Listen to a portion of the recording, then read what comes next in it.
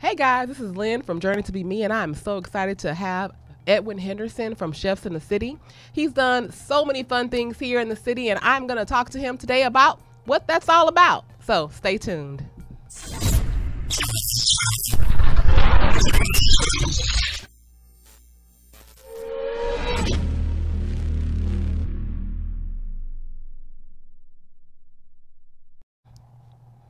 Hey Edwin, how are you? I'm doing well. How are you doing? So thank you for joining me today on Journey to Be Me. Tell us a little bit about what you do and a little bit about Chefs in the City.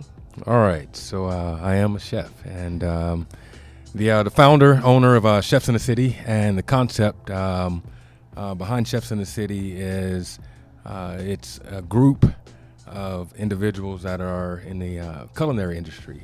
Some of us are caterers, some of us are chefs, food truck owners, and then there's an extension of Chefs in the City that are mobile bartenders and do various different things within the event coordination.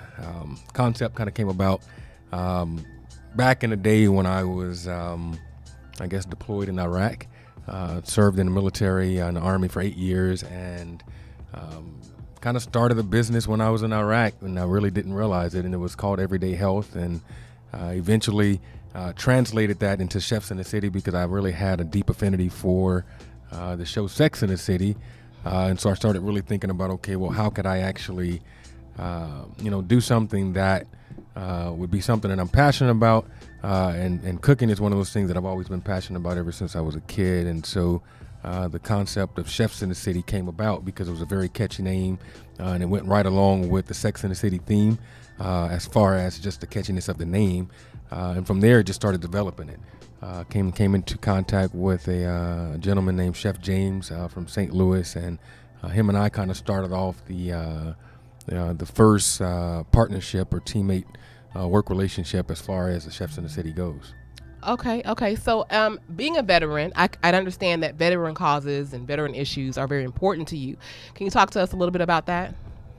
So being a veteran, it's a very interesting thing. You know, as veterans, we get a lot of times we get a bad rap as far as being known as individuals that are alcoholics and individuals that are addicted to drugs, and you know, rightfully so in some areas, because a lot of times I think some of the experiences that we've had, a lot of the guys, men and women alike, come back from overseas from a deployment, and they seem to lose the direction that they once had. But I also like to be able to say that, being a veteran is really an asset because there are a lot of things that we have as individuals that have served in the military that are considered beneficial to society because we're able to, how would you say, like really kind of put in work. Like, when you think about most people in corporate America, if somebody were to come to you and say,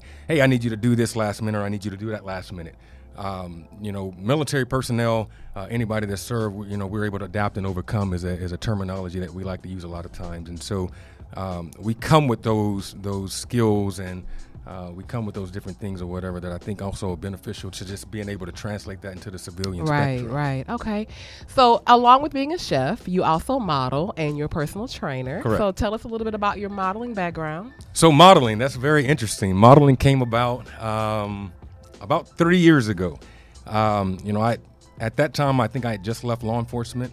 And I started working in a nonprofit sector, and so I started working for an organization that was very heavy into community service and activism, and just really being able to get veterans off of the couch and back into the community, and being able to serve in inner city, areas that were impoverished. And so I had a supervisor at the time that was connected with a young lady that is the director of Career Gear, which is a nonprofit organization that helped male veterans get back out into the workforce with business attire. And so they were having a fashion show that was going to be at BMW, and I got thrown into it because it was always said that I was always stylish when I came to work, and I don't really feel like I can dress, but they pulled me into it, and they were like, well, yeah, you used to be a police officer and you also served in the military, and so this was a fashion show that they were going to be highlighting those in the fashion or highlighting individuals that had been in the service industry. And so because I had done both, they felt like, you know what, we're going to put them in it. And so I think I kind of got bit by the modeling bug from there. Not that I wanted to become this well-known, model or anything like that, but I also look at the connection. So when you think about, life, and you think about being an entrepreneur, you think about anything in life, it's all about connections that you make with people. Right. You make the right connections with the people that you have. As a business owner, I believe that a lot of times your business is going to thrive in those areas, because you'll hear all the time, your business is not going to thrive ideally by the people that you know. Your business is going to thrive by the people that are really external and that come from different, walks of life. And so the modeling aspect, to me, it's an opportunity, because I'm a really shy person, and people don't really believe that. Well, no, yeah, I get it, and you're fine too, so that's sexy. So well, I that appreciate works. it. So, tell me, what goals do you have for Chefs in the City? Where do you see yourself and your business in the next few years? So I would say that I desire for Chefs in the City to be, to really be worldwide. I want it to be something that's outside of the United States of Texas. Okay. And I say United States of Texas because we're like such a big state. But, I want it to be something where when you think about going into various different areas, that when you hear Chefs in the City, it's going to be a partnership of not only just, well-known chefs in that region or in that area, but you're going to think about the extensions of Chefs in the City. So I could say, for instance, here in Houston right now, there's an extension of Chefs in the City. We have Spectrum Mobile Bartending, which is Miss Tawana. And then we have, various different other individuals that, have things that are not necessarily culinary related, but at the same time, it also adds to the elevation of the experience. Okay. And so that's what I really desire for Chefs in the City to be. And it's an opportunity not necessarily for me to be highlighted as a chef. Right. It's really more so an opportunity to be able to bring in other individuals that are passionate about the culinary industry, and that they really want their business to thrive. So it's a way for me to be able to market them, and then at the same time, I also get business as well. Right, and it's all about, like you were saying earlier, the connections that you're able to make with people. Correct. And you talked about modeling and not really knowing that you were going to be in that avenue. Right. I had no idea I was going to be doing this, but here I am. And that's how life is. I'm gonna tell you, I never thought that I would actually be a chef. My passion for cooking was always just one of those things that was like low key. And it started when I was a kid, and I always jokingly say it, but it really did start when I was a kid making rice-a-roni or hamburger helper or tuna helper, which are two things that I will never touch again, because my mom would cook tuna helper and hamburger helper. And nothing against it. I mean, she was raising 4 kids by herself, and she had to do what she had to do. Right. I mean, every now and then, holidays and everything like that, she would actually prepare things or whatever that were special. But, when you're trying to whip up something really quick, for 400 kids, tuna helper and hamburger helper was that. So that shout out to the man with the little hand. Well, I think he had 4 fingers. I'm not hating on tuna helper, because, every now and then, like you said, you got to do what you got to do. Yeah. I get it. So as an entrepreneur, what advice do you have for people who are aspiring to be business owners or, chefs? What advice would you have for them? I would say the biggest advice that I could give to anyone that wants to go into entrepreneurship, that has a concept, that has an idea, that believes that there's something greater on the inside of them to be able to do, is to be able just to take that leap. And when I say take that leap, I always associate it to a video that I've watched of Steve Harvey that talks about jumping off of a cliff. And we're all faced in life with obstacles. We're all faced with certain adversities. Yes. That's a part of life. That's one of the things that we have to learn how to accept. Yes. But if it were easy for everybody to do it, everybody would do it. But I always try to encourage people, like, just get out there and do it, because you're going to fail.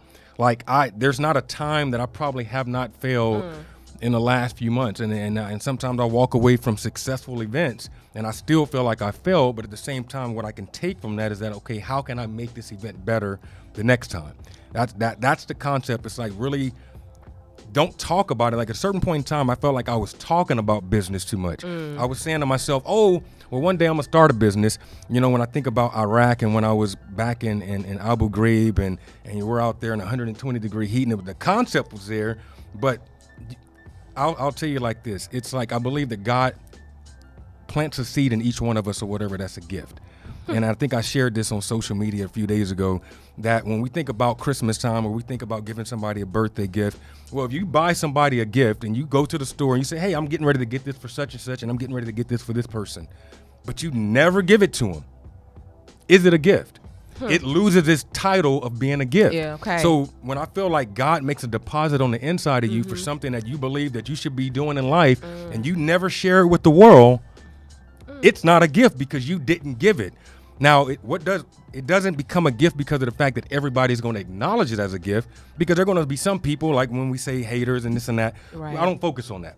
I focus on being able to be obedient to what I believe that I have on the inside of me to be able to share, and that the people's lives that it's going to touch and impact is going to make it.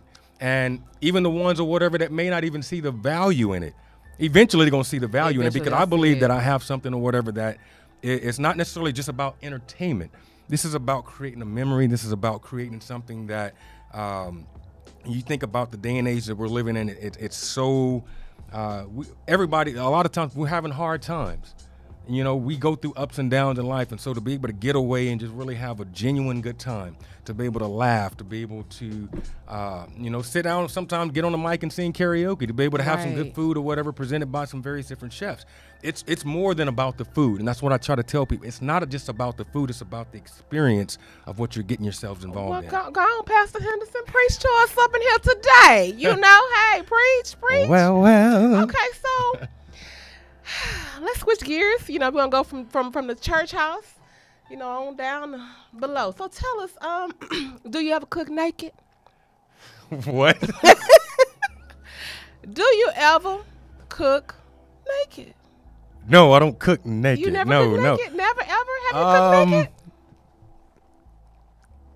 No, I don't. No? I mean, I may have had like some shorts and flip flops on, Okay, and because you know, and at that picture, looking at that picture,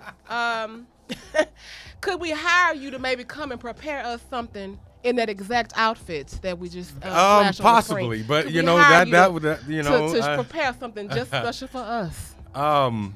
Yeah, you know, I've actually had a concept somewhere around that we're going to be stemmed around some of the guys that I model with. And so it was going to actually be kind of like a grown and sexy type of event. And there were going to have to be some guidelines and stipulations that went along with it. So we can't touch y'all is what you're saying. You still wanted to have, you want to have a tasteful event. So I don't want there to be, an event. Tasteful?